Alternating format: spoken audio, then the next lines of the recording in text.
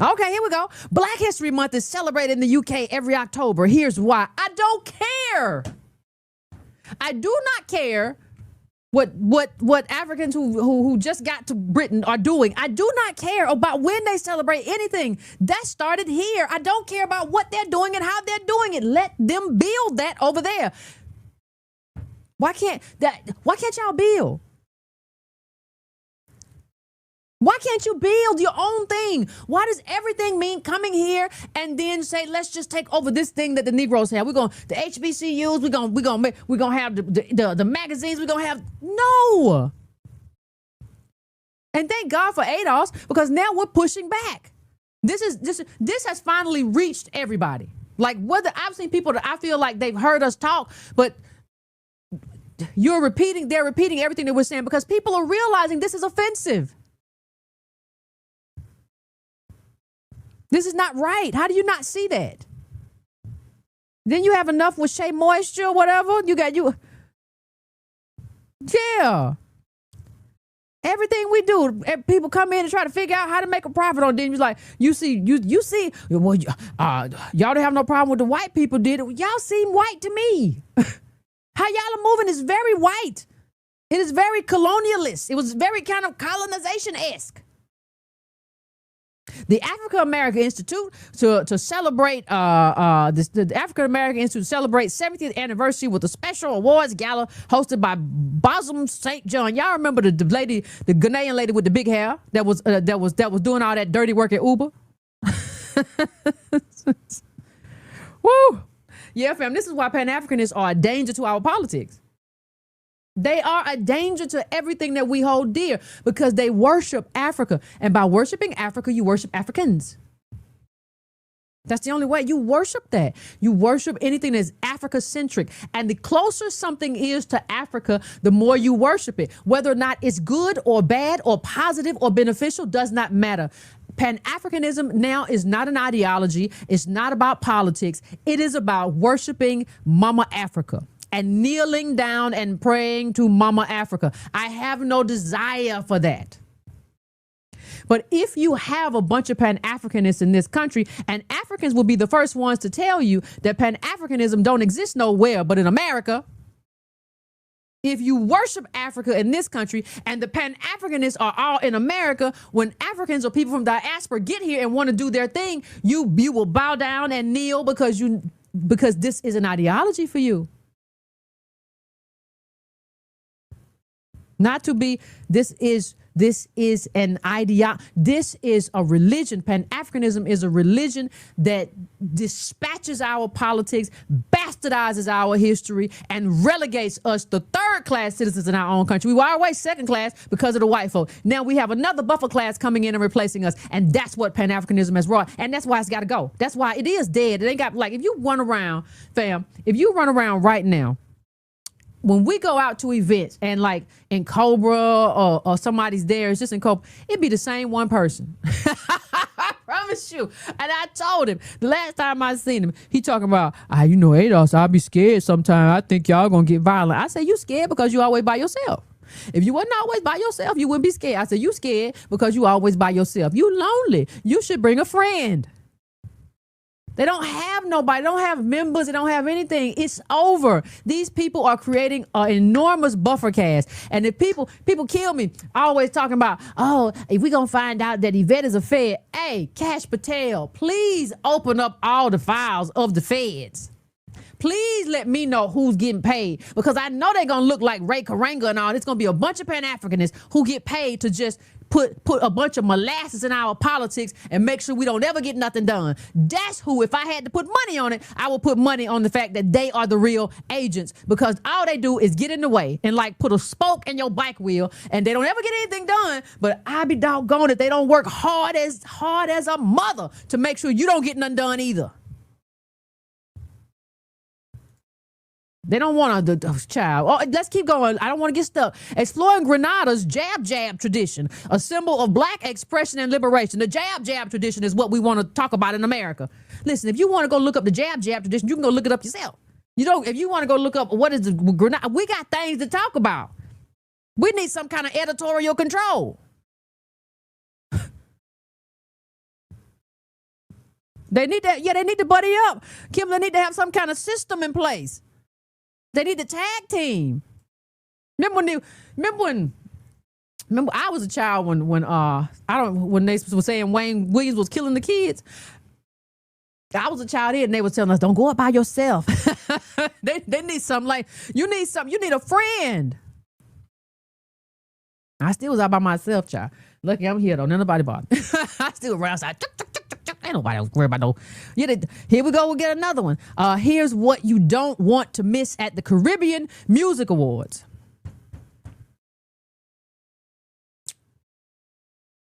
This is all I'm saying. Fam. This is all I'm saying, I promise you. And even when we have ourselves on the cover, like even when you have, we have Serena Williams on the cover. That's an athletic legend.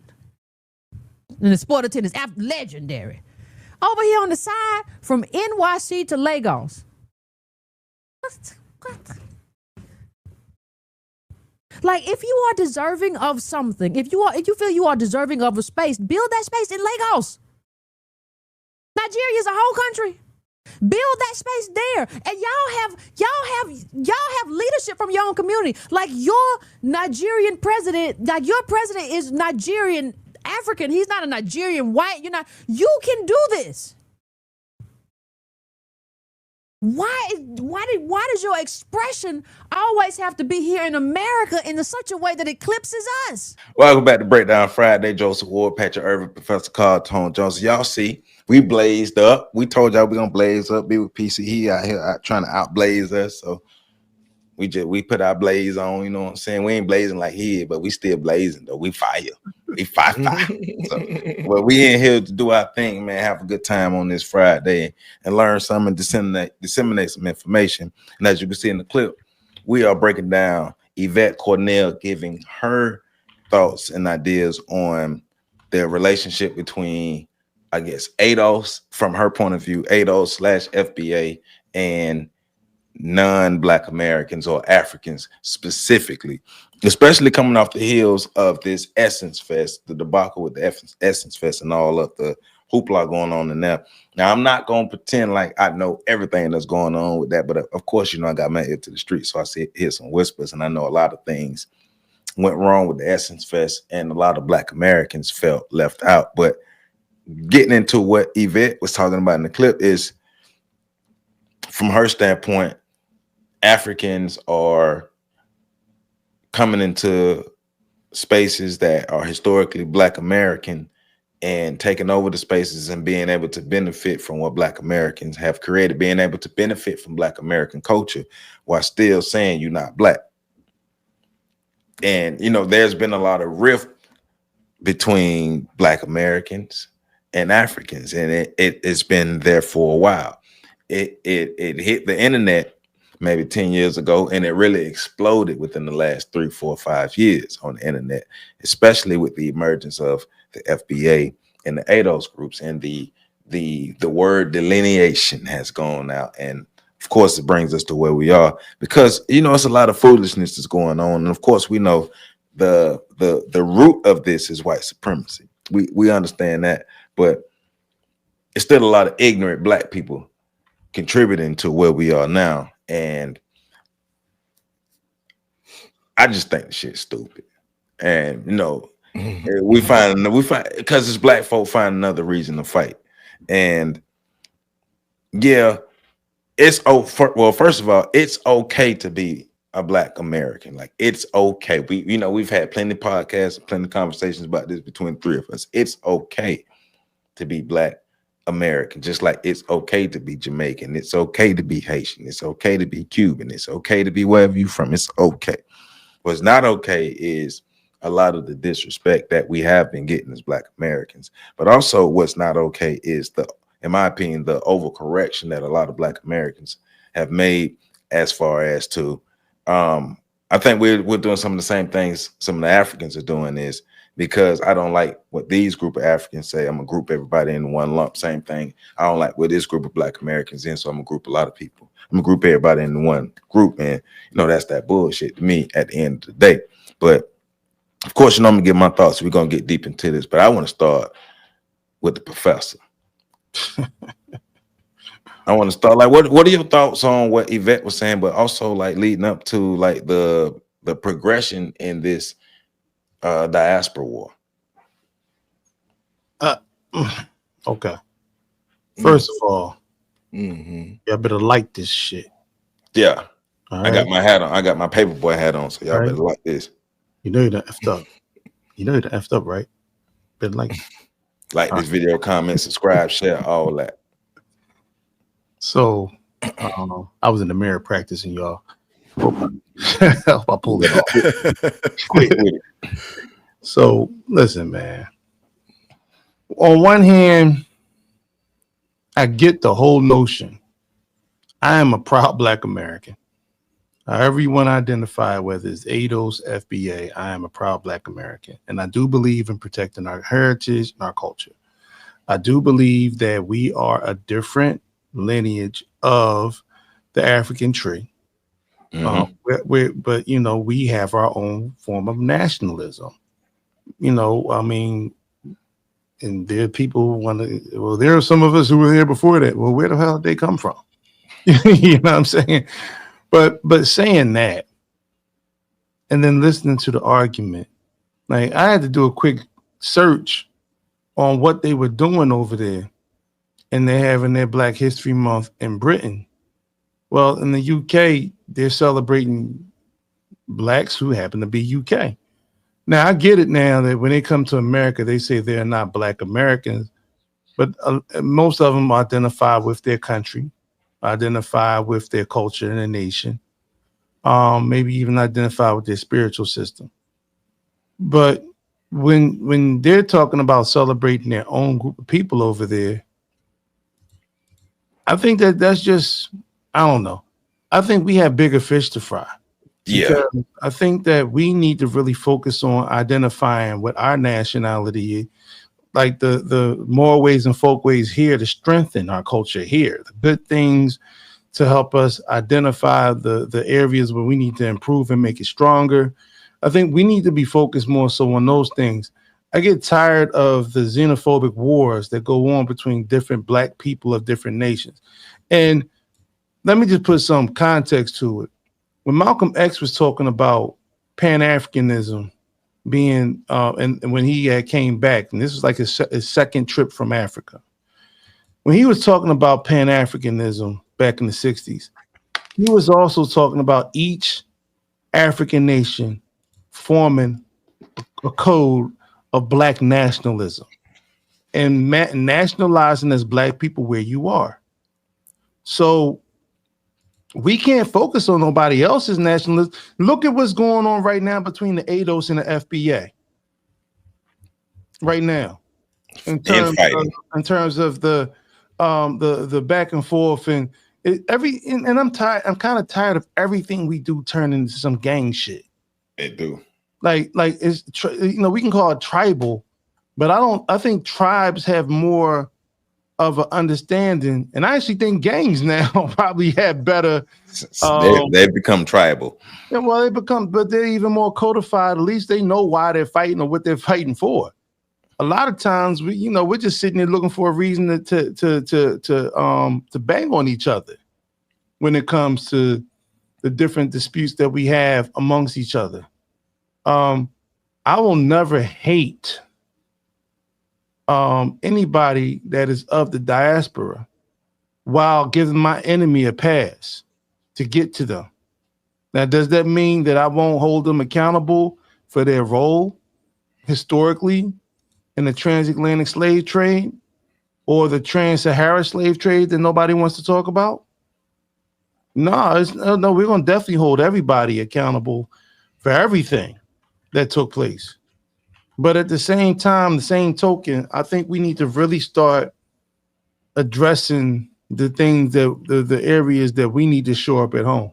It's like, I can't worry about what decorations you put on your house when my house is in shambles. It's not going to work. So, I have more to say, but I know you're going to get deeper into the context, and I'm gonna land right there and let Pat cook. Yeah, nah. Get it going. But it's, echoing the same sentiment, right? We've said this plenty of times on this platform. It would be crazy to go ahead. Can I say one more thing too? Because Essence used to be owned by Black people in America. Right. Well, we're gonna get back to Essence. Okay. All right. I wrote Essence down. We're gonna get back to that. All right. But damn, what was I about to say? My bad, bro.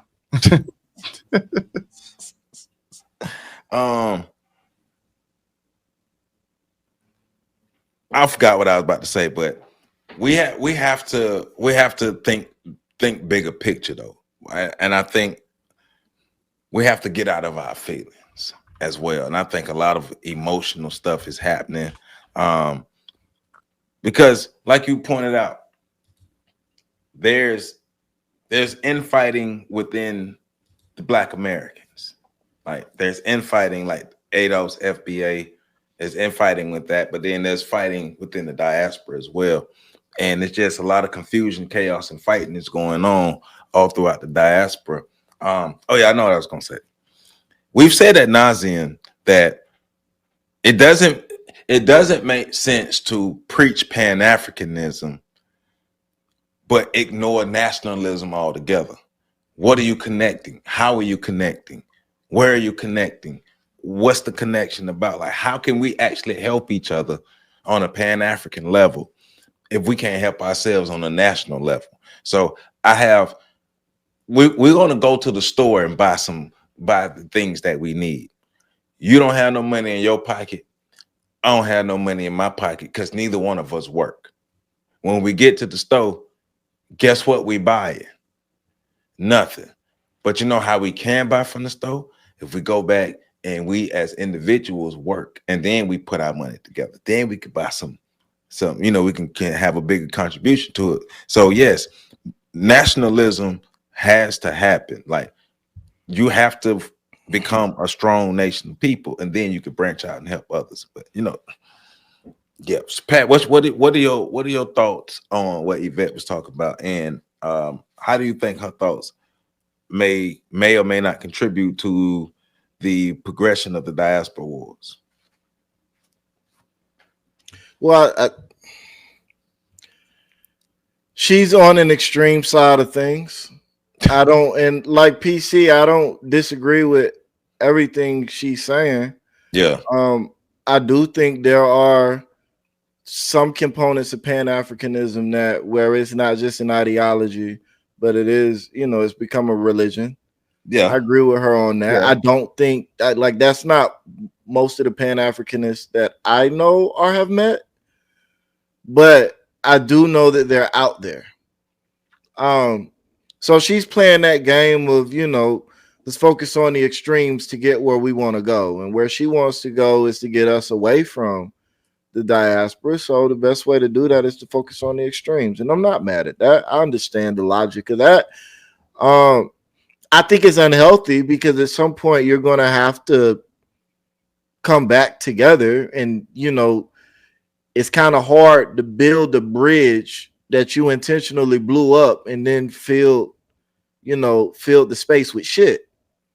At some point, people got to excavate all that in order to reestablish lines of communication. So in that, I think it's very short-sighted. But I also understand the emotionality of the place she's coming from right now. I think Black people are in a real interesting space. Yeah. Because our media outlets are dominated by Africans.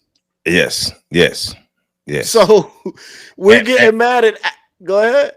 And look at the image of Black people via those media places. I think we're mad at Africans for inserting themselves into media spaces that they own. And to me, that's just crazy. Like, why would I get mad at an African for inserting their own history and culture into a media outlet that they own? Now, the problem for me as a Black person is I'm like, why do we keep propping up these outlets that are not owned, whatever you want to call them, FBA, ADOS, whatever you want to call them? They're not owned by Black Americans. Mm-hmm. why do we prop those up? And so, you know, from there, you're not just talking about the Essence Fest, Essence, which is now owned by, you know, the African, Yeah. from Liberia, yeah, Nigeria, wherever he's from. Lou Dennis. Yeah. Now you're looking at the Shade Room, owned by Africans. You're looking at even World Star. Like, I know that brother was from Queens. Yeah. But his parents were immigrants from Haiti. Yeah. So, like, you just go down the list, and Africans have kind of, the slot that they've chosen to fill when they enter America is the media. Is media. Black media, and specifically black media. Black media. And negative black, a lot of negative black media too. Because I mean, well, I'm not gonna say this is fully media, but you the pop the balloon stuff. No, it's media. That's the space that Africans from the continent that choose, because we know Africa is a continent, but that's the space that Africans from the continent choose to kind of take over. That's been their bread and butter. You know, the Filipinos, they took over nursing and nail salons. And then, you know, like every culture that comes over, they take over their thing. Mm-hmm. Africans have chosen black media. That's their thing. Mm-hmm. So for me, it becomes a matter of, all right, I get the disgust and the frustration, but like the moment Essence stopped being Black American and was taken over by a black or an African, what did you? I don't understand what you thought was going to happen. Like so this whole rage that she has, and let me say this is off topic but on topic. I'm sick and tired of these people saying like nobody was having this conversation before us. I guess lady, we were having this conversation when you were still having conversations in the UI chat rooms on Facebook years ago. We was having these conversations then, before you became who you are now. We were having these conversations then. So, like, you're not bringing anything new to the table. I'm happy that you've been having the conversation for years. But if we were having this same conversation, right, years before you started having these conversations, back when you were just kind of getting started with building your brand on the internet, as far as I know, you didn't bring, and I just want to say that because I feel like a lot of the times, and I think and I know, we think that these conversations are new, and so we stop looking back to try to figure out what other people have already said, tried, and thought about. These conversations are not new. Even before we started having these conversations, before we the whole UI thing, we were having these conversations even before that. So these conversations are not new. There's always been this ongoing beef between the Africans across the diaspora. Pan-Africanism didn't start out as a religion, and I think for a lot of people it's not a religion. But when you're doing what she's doing, because what she's doing to me is she's making her movement, the ADOS movement, she's turning that into a religion. But her tone is a lot different on this than it was in the past. But even like Pan, we had a breakdown about Pan-Africanism, and we was asking, is Pan-Africanism still seen the same? Is Pan-African, is it even effective? Is it even really still something right now? And we came to the conclusion that, well, first, like one of the things she said, Pan-Africanism is more alive outside of Africa than it's ever been inside of Africa. It's always been more alive outside of Africa. And like the people who really spurred it on have always been outside of Africa. So she got a point in that, making, saying that Pan-Africanism is more alive in America than it is in Africa. But also the ideas and the tenets of Pan-Africanism that were established were not carried forward, especially not till today. And then you lead up to one of the other points, like hitting on your point, Pat, of talking about this is the like she started the conversation. Like I was telling my girl, I can remember being in high school And we have our group of friends, and within our group of friends are Nigerians, Africans that we've been cool with since the beginning. But that's not all of them. But we do have vivid memories of other Africans in our schools treating us like we don't exist. This is not a new conversation. Black people have been talking about this for a while. It just hit the internet recently, and it just really blew up on the internet. But this is something that Black people have been expressing amongst other Black people for a long before I was born. You know, we did a breakdown not too long ago of the two young ladies, one of the African young ladies talking about admitting that, hey, yeah, a lot of us come and choose white proximity because we want the resources. Like, the evidence is there from both sides. Yeah, well, a lot of that too is the ones that are allowed to come over here. The ones that actually qualify for the visa to come over here are typically the ones that they only qualify if they agree to saddle up with, white supremacy and so forth, or the white benefactors. Because, let's give it a name, let's give it a face. Let's not say white supremacy like it's this mythical thing. Let's just really identify it. Right. So that was some damn good points, Pat. God damn, I was sitting there listening like, oh shit, connecting all these dots. But good stuff. That was good. That was some good stuff. I think that no, I'm serious. To look at that from that perspective, and because I totally glossed over the fact that she did call it a religion. And she did. The title of it is Pan-African is Religious Colonization. That's the title of the video. Yeah. So anyway, no, because the Pan-African part is important to understand that it didn't start in Africa. You're right. Africans themselves didn't see themselves as future liberators until they were inspired by the movements here. So they didn't think about the whole notion, and they were tribal even there because they wouldn't even come together to fight a common enemy that had declared war on them. The only nation in Africa that was able to stand off or hold off from being dominated and being colonized was Ethiopia. And that's because they read the tea leaves.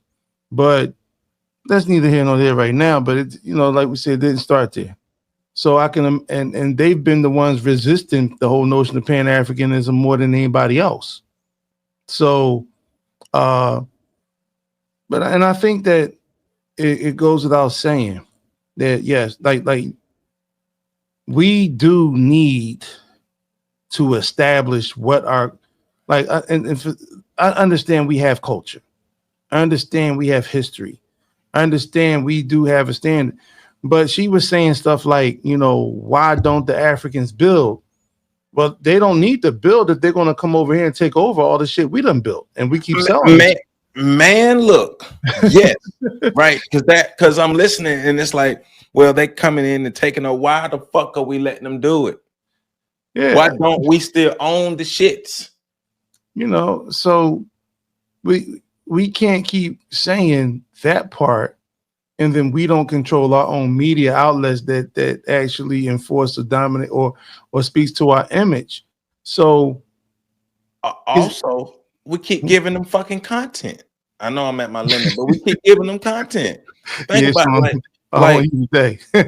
like those shows, those reality shows that be on TV when the black chicks, like literally right now, all they're doing is fighting. And guess who watching them? Black Americans. The same Black Americans who complaining about the Africans are supporting the dumb content that they putting out about us that we signing up to be a part of. Right. And so here's where the accountability part comes in.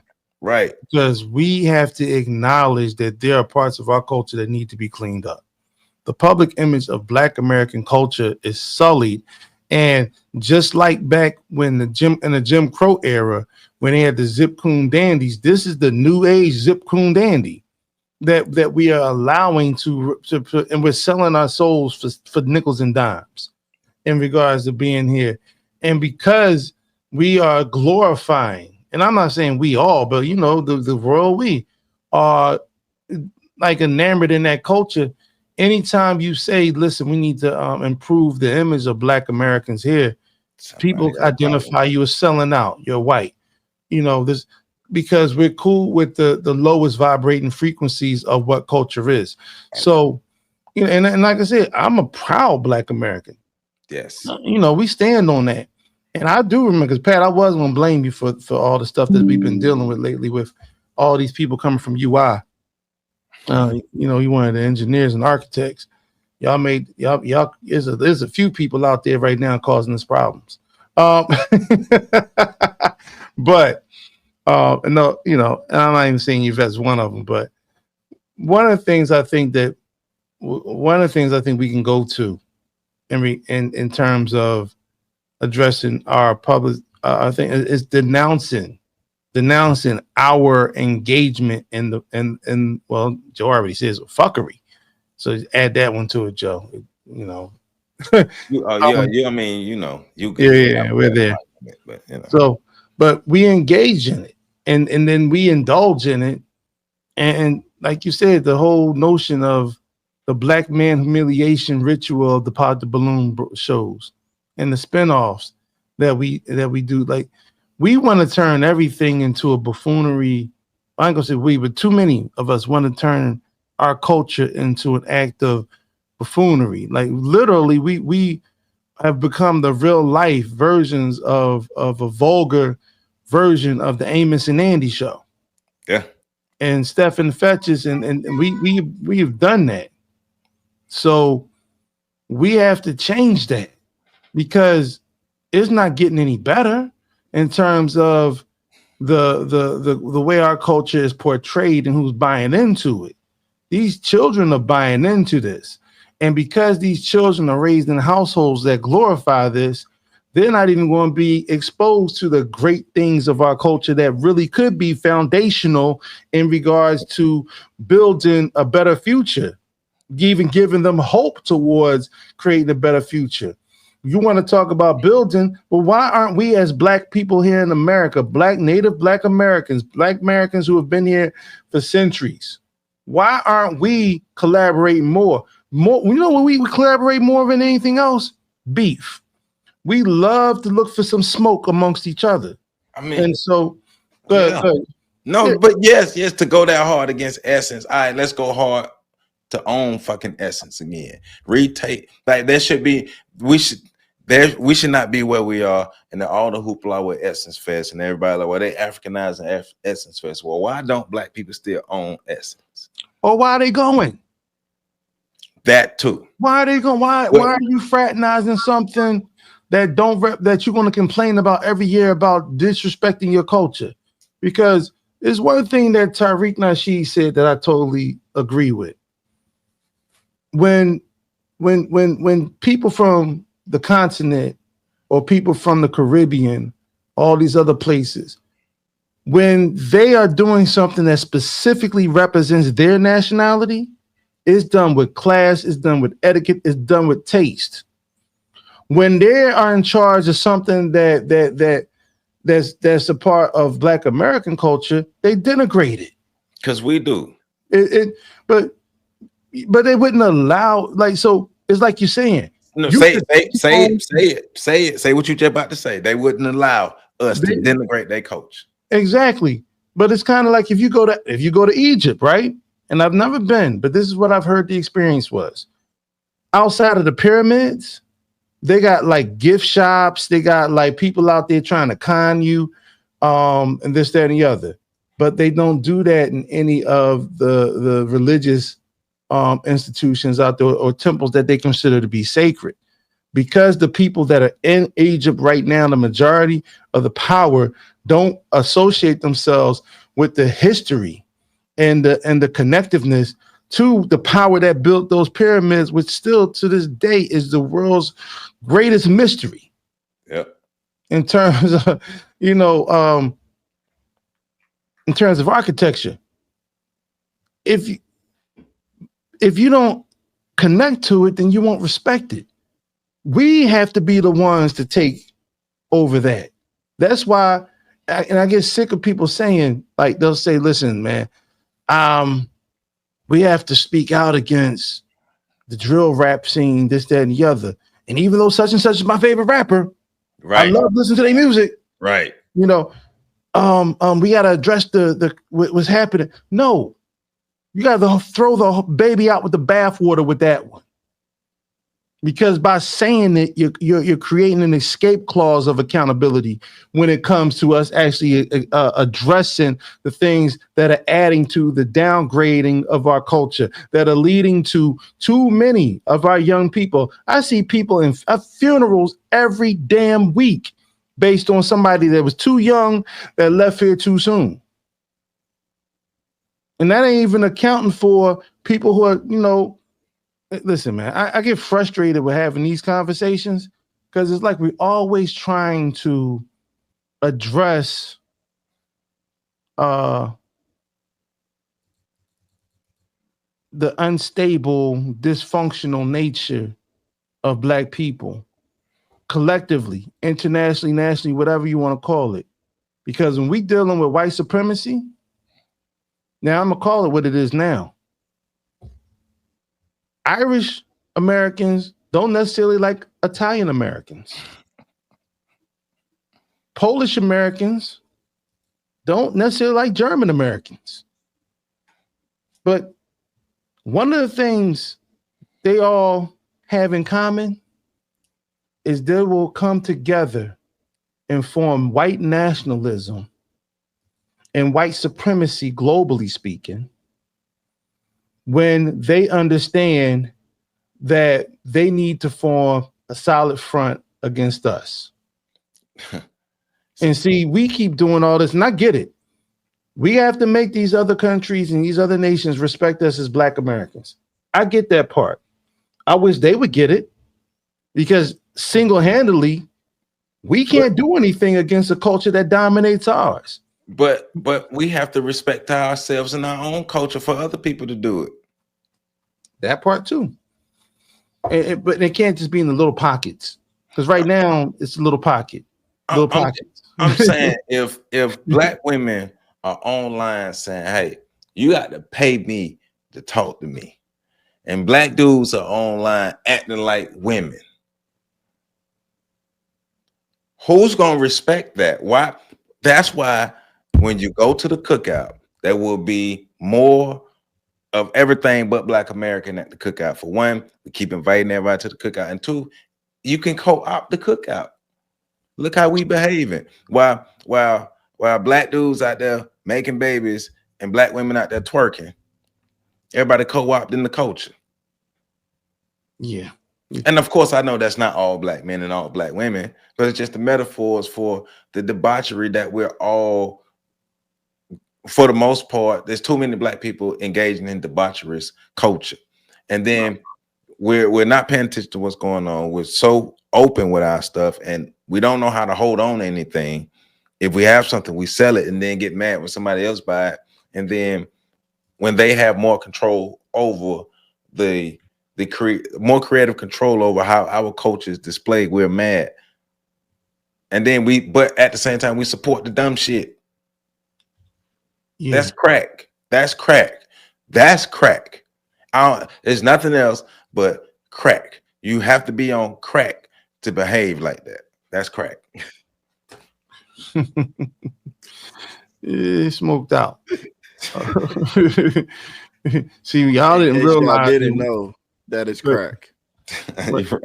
See, they didn't peep the turn, like the momentum turn. When Joe turned that hat around forward, he was in Cooley High. He was playing no games with nobody. That's crack.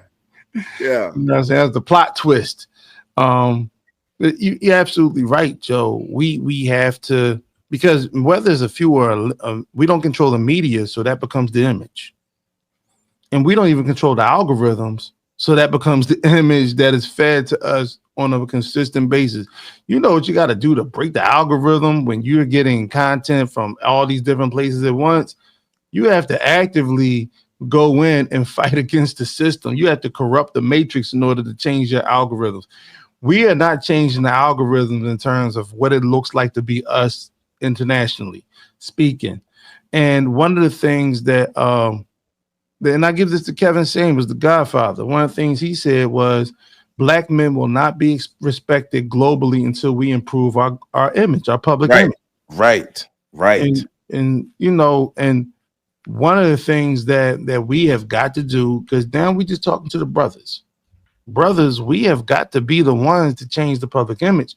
If you notice, many of these conversations in the arguing, the back and forth, these are, you know, the women are going back and forth online. They're dominating the airwaves, and especially if you want to talk about the Black conscious circles.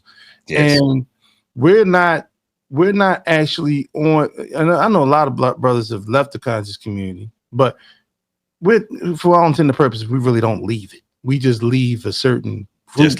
just like they do in the church, right? So, but I think we need to do, as men, put our foot down with what's going to be acceptable and not. Too many of you guys are simps. And because of that, y'all don't want to push back on the negative shit. I'm tired of seeing the nasty shit that goes on, the twerking. I'm tired of seeing the fights on the cruise lines, and then y'all get mad when they change the rules so y'all can't get on the cruise lines. I'm tired of seeing all of the different things that take place, and we just stand idly by, or we then become the co-pilots of the negative imagery projection. We've got to do something to change our image. And if this offends you, then I might be talking to you. If that offends you, you're part of the problem. If you think our image is fine and dandy, you part of the problem, and it's probably crap. But this is where I say, as men, we need to step up into that leadership role in terms of addressing how we're portrayed in the world. And that comes with maintaining or creating a new level of integrity that many of us have never been introduced to, never been seen. I was talking to somebody earlier, and they were telling me about how they were struggling with understanding how to deal with pressure, and anxiety was getting to them. And it was a young guy. And it's because when I asked him, well, about the people in his life, the one thing he didn't mention was a father or a man that was there for him. Now, I'm not going to feed into the whole Black men are absentee father, rhetoric. That's not where I'm going with this. Mm-hmm. Because we know that in Black households where men are, they're still being dominated by the women in the household. Mm-hmm. These dudes are taking a back seat in terms of, I mean, you can look at like when situations happen in our households, and let's say a family is speaking out, the spokesperson is the mother. And the disrespect is the people with the camera and the microphone put it in her face first. And so the brothers are sitting there, they're not saying anything. Plain that, man, forget all that cool stuff y'all think y'all doing. What you're doing is letting the world know, because when it's not our community, there's men speaking out about what's going on in their neighborhoods. Now, I'm not saying we don't have solid brothers. We don't have enough. No, to that point, I've seen this with my own eyes here in my city. Certain Muslim brothers, you cannot speak to their wives without speaking to them first. You cannot talk to their wives, address their wives without addressing them first, right? And of course, we're not going to get to that with Black America. We're not going to get to that. But overall, all in all, Black men are not respected. And a large part of why Black men aren't respected right now is because Black men ain't got no nuts. Black men are soft. Too many Black men are soft. Take damn fingernail polish off. Bruh. Take that shit off. Stop that shit now. What do you do? But once again, it's like we're complaining about other people being able to benefit off of our culture or even take over. Like, we don't even control our own image in the media. Black Americans do not control the image of Black Americans in the media. We're complaining about what everybody else is doing, but not looking in the mirror. Mm-hmm. Yeah. Well, once again, the accountability piece, man. I'm gonna shut up because I've been talking. I don't know. Y'all been cooking. Yeah. You got anything to add to this, Pat? Because I mean, shit. I mean, There's no sense of beating a dead horse. So if we said it, we said it. It is what it is. But you got anything to add to this? I mean, I think y'all been cooking. Like, I don't know what Yvette wants outside of help from, and you know, that's kind of been the core of her platform. Like, Black people need other people. And this sounds like more of that. It's just worded differently. Black people just need to be angry and upset. The whole approach to me is passive, and that makes sense. Because I do think, and you know, like here's something that'll rub people wrong. I do think that the way that a lot of women, our women in general, look at the world is passive. In the way that, you know, like the world, like life happens to them. And the way men look at the world is active. You know, we make life happen. And so I think what you have here is, you know, even going back to this battle between ADOS and FBA, you know, we're boiling that down to passive versus active views of the world. What can we do versus what's been done to us? And it's a fine balance that we're trying to walk. But I just go back to, I don't know what she wants us to do with the information outside of be enraged by it. Okay, so now we're mad. Now what? So now what? What happens now? And I think that's just where I keep going with it. It's not that, and you know, for those people that support Yvette Cornell, I don't think that the sister's an intelligent lady. I'm not calling her dumb or nothing. I'm just saying, what happens now? What's the next step? All right, so we mad. You right. You righteous. You right and righteous. Just like the, you know, y'all bad and bougie, right and righteous. All right, we mad. We upset. Grr. And what are we doing now? You know, that's an interesting point to make too. Pat, Pat was like, you know, we're sitting there throwing flurries and shit. Pat just hitting with like nicely timed counter punches, body shot, wah. So, but it did drive home something because I talked to some people, right? And I talked to a lot of ladies, like a lot of people don't, you know, I talked to a lot of sisters. And the one thing that I know more than anything else, just from those conversations with those sisters and seeing more anecdotal things throughout, like amazingly a number amount of hours witnessing these things. A lot of our women like to just feel. Yeah. And when you just feel, they just want to feel. Like I was talking to an elder one time, and she said, I was talking about something, and it was something that happened nationally where I think it was actually the George Floyd thing. You know, when they showed George Floyd being murdered on live or recorded, and I asked, she was just talking about how it made her feel, and I said, well, why are you watching it? Because I need to feel it. And I'm like, what are you gonna do with it though? I just need to feel my way through it. And she was, you know, and I'm like, well, I can't tell you not to do that, but I'm not doing that shit. You know, I saw it once. I don't need to see it ever again. It's been burned in my memory. I'm cool. I don't do trauma porn. But that's a lot of us are addicted to trauma porn. Emotional label you don't need. Emotional bags you don't have to carry. You don't have to feel that. Like, you're not on the right side of history. You're not going to be remembered for that. None of that stuff. If anything, it's going to negatively impact your health. Well, we can say that, but and I agree with that because I'm not doing it.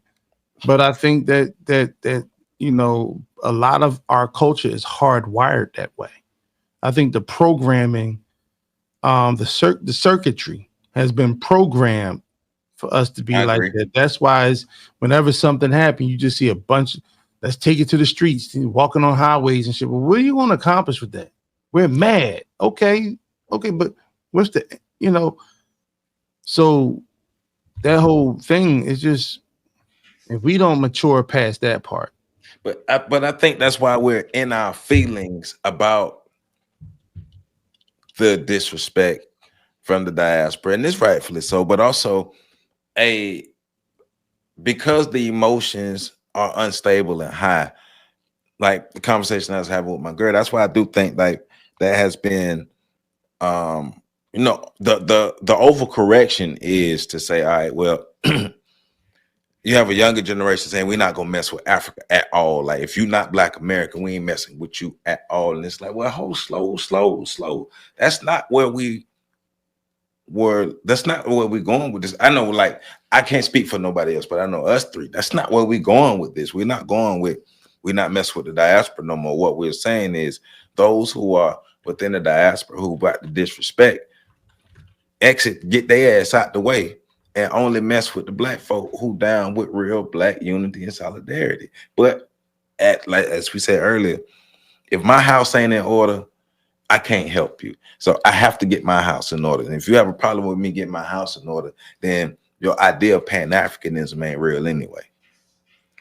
Yeah, well, I think Pan-African needs to go on the back burner right now, because every single I agree. place where Black people reside, you know, whether they want to call themselves Black today or like in UK now, you know, everybody that was who they were, they're Black. And I know some brothers, you know, I got a brother in particular in the UK, Nigerian brother, but he identifies as Black in the Pan-African, you know, network and so forth, a real solid brother. But I think that I do think we need to call it out. Like, listen, don't just be Black now, you know, be Black all the time if you're going to, you know, use it for Black History Month, because you could have said African History Month. But also, but I do think when we need to you know, because part of what she's saying is not wrong. Yeah. Right. You know, in terms of us, you know, not being like, you can't say anything about the Jewish community without them lodging some form of protest. So I don't think anything should be taken for granted, you know, against the Black American community. I think, you know, zero tolerance, no quarter, you know, in terms of that. But I also think that there's a certain level of energy you give certain things. And I think that to go after that like that, when we need to be working behind the scenes.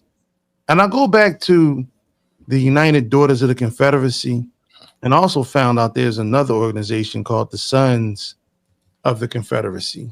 Something of that nature. I'm doing a little digging on that. But the United Daughters of the Confederacy, one of the things they did was they quietly amassed and assembled with one another to create monuments for revisionist history purposes, to reestablish their heroes and their leaders and so forth, which was a symbol. It provided the symbolism for them to sort of reestablish the South the way it used to be prior to the Civil War. So they didn't have to give up any of their customs, even though the laws slightly changed.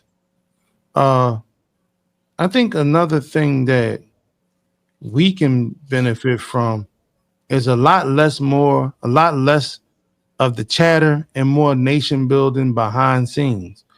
Everybody don't need to know what we're doing.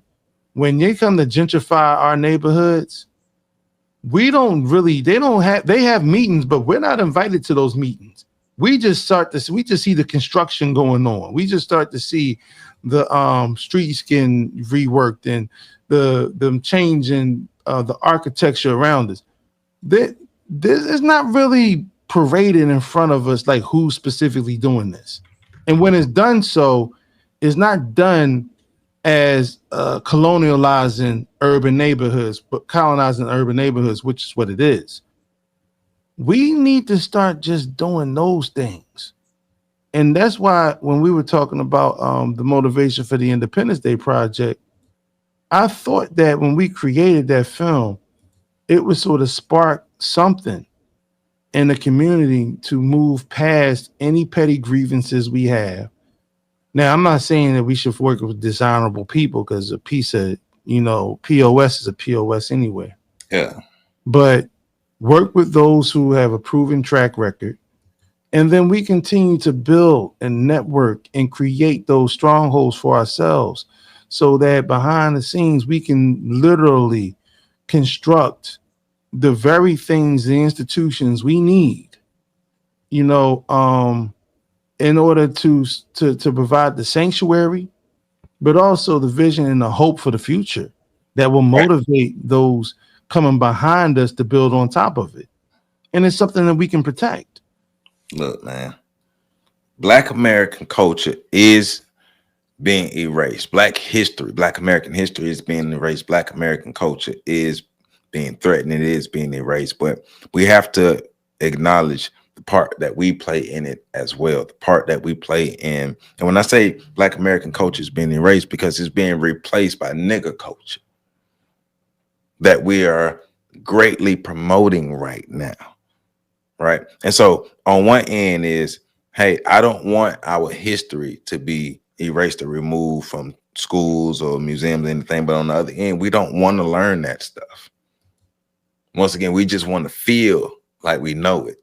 Right. So Black American culture is being replaced by nigger culture because nigger culture is being pushed to the forefront.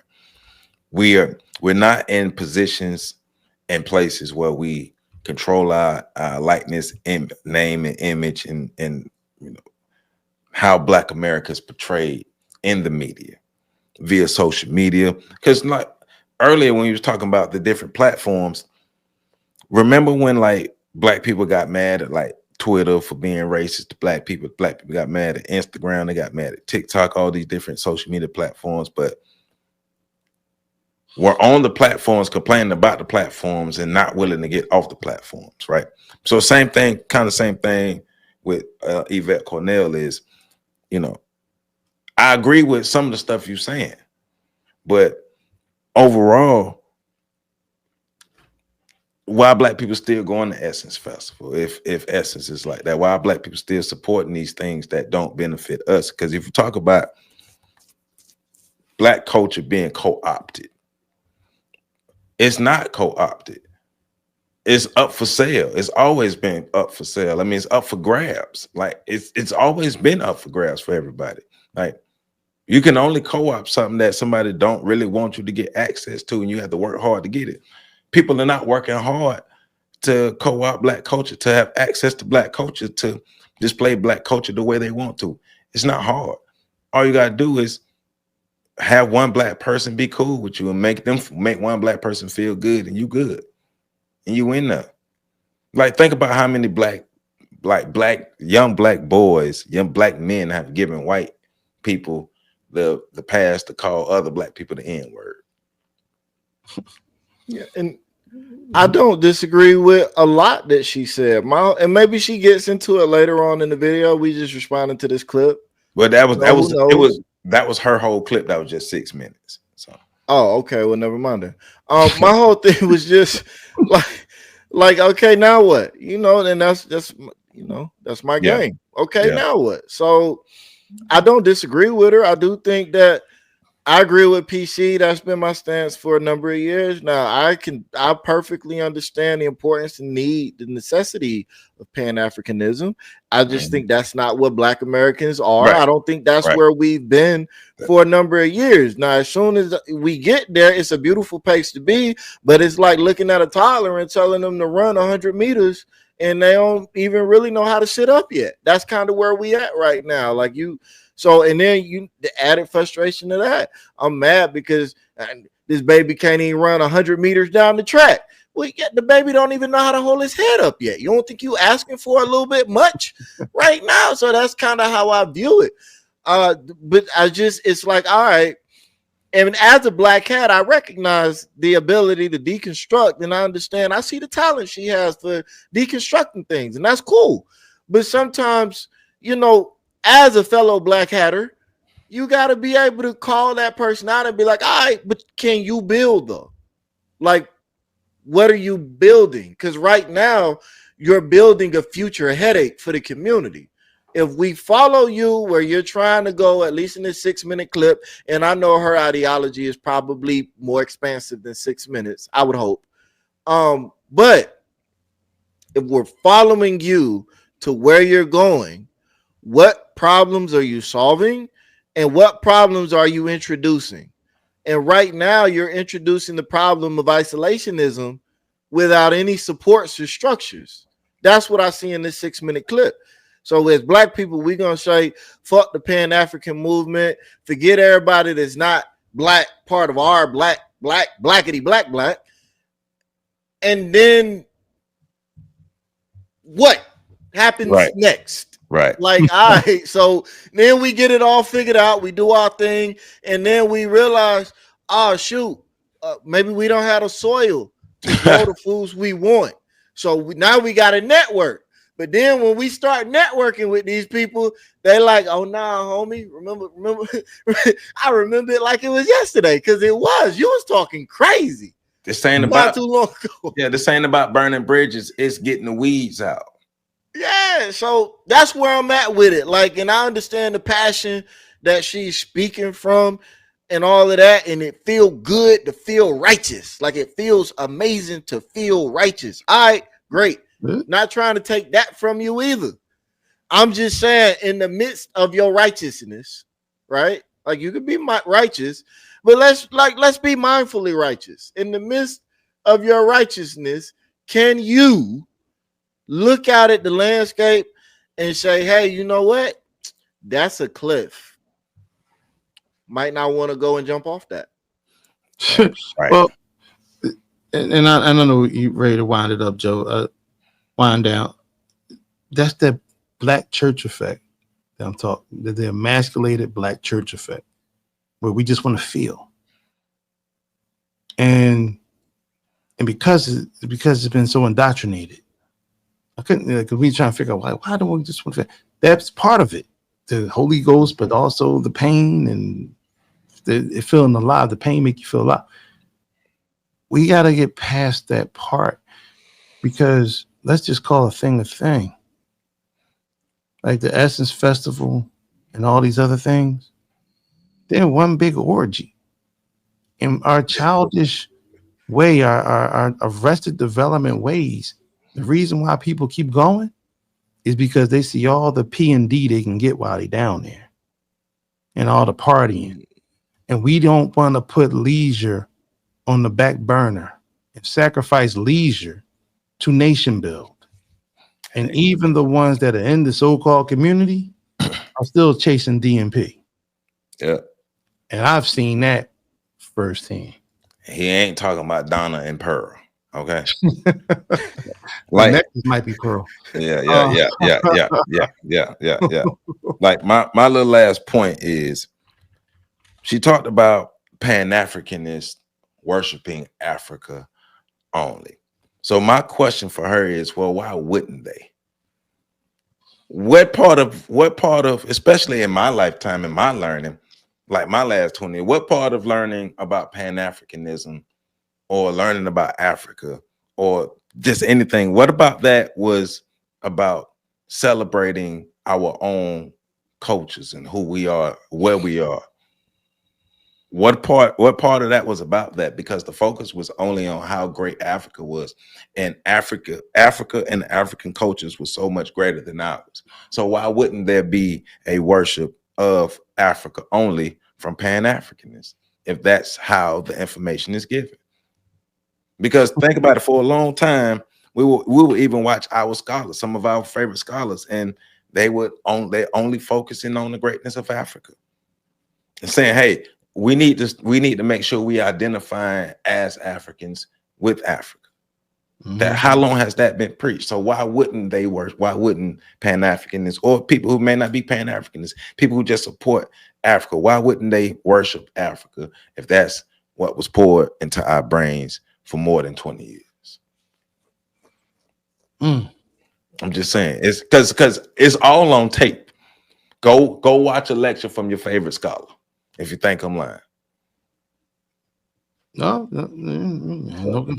arguments here. So I'm just saying, I just want to, leave it on that thought. Leave it on that thought. Put your fingers up, like, comment, subscribe, share. Thank y'all for tuning in. Y'all see the books.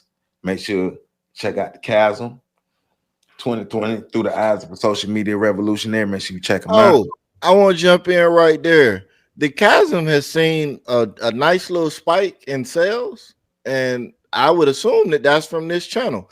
So thank you to everybody that's been going and purchasing that. I appreciate it. Look, great. It's one of the best books I've read when it's breaking down what's wrong with the black man and black woman, the relationship between black men and black women. So this is a good book to put on the list for us to read on the channel as well. So y'all know what it is. FatLifeStation.com. Check it out. If you don't check it out, you don't like black people. ThePax.org. Check it out. If you don't check it out, you on crack. And OnTheShoulders1.com. If you don't check it out, you don't like black people and you do crack. So that's how we do it over here. Peace out. Y'all enjoy y'all Friday and wash your hands.